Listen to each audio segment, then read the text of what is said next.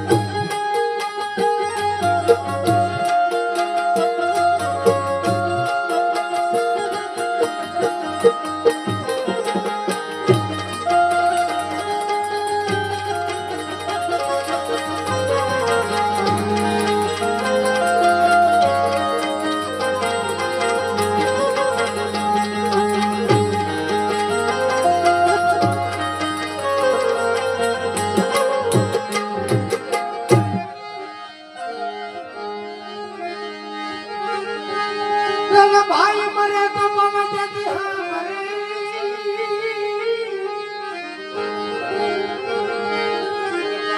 ભાઈ મરે તો ભવા ભરે જન બેની મરે દશમ યદાય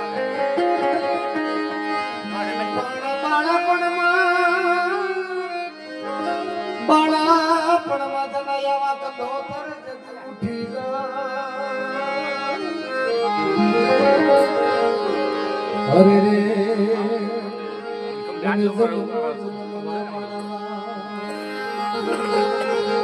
એ તારા ભાઈ મતો દોરે તારી વાત મારા શેલિયા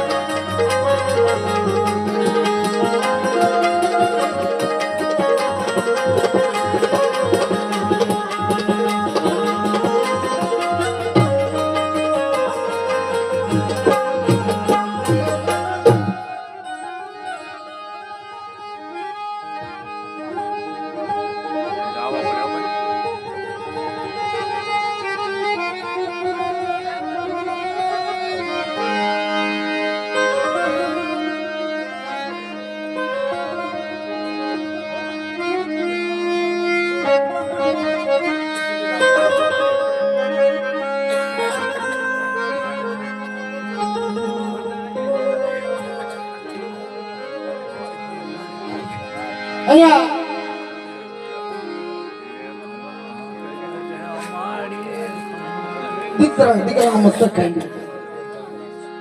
ત્યાં તું ઉભો રે ભાઈ. બધું ખાંડણી અમારી ભેગું કરીને હોય છે પાત્રની અંદર લઈ ચૂલે ચડાવી અને ભાણું દોનો દંપતી લઈ ભાણું લઈને આવ્યા છે શેઠ સગાળ છે સંગાવતી સાધુને જમાડવા કેટલી પ્રકારના ભોજન છે 4 પ્રકારના એક બદ્રીભાઈ તો પેલા મણા થાળ તો જે એમને પડ્યો તો બદ્રીભાઈ ખાય અને બીજું ભોજન કે પશુની પરવાટી બીજા પ્રકારનું ભોજન અને ત્રીજા પ્રકારનું ભોજન પોતાના દીકરાના દેહ 3 પ્રકારનું ભોજન અને ચોથું ભોજન મસ્તક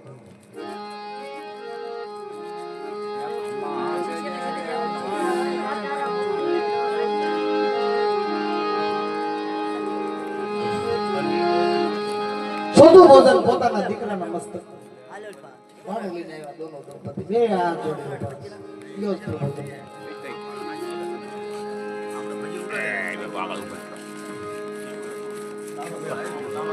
અને હજી કઈ મનમાં હોય તો કહી દઈયો સાધુ કે મનમાં તો બીજું કઈ નથી પણ જેવું તમારે નિયમ છે ને એવું ભગવાન કે મારી પણ એક નિયમ છે એવું કે જેના ઘરે હું જમવા જાઉં છું ઉપરથી એ ગોરી બાવો કે તમારી નિયમ છે કોકને ખવડાવો અને પછી તમે જમો એવું વાણિયા તમારું નિયમ છે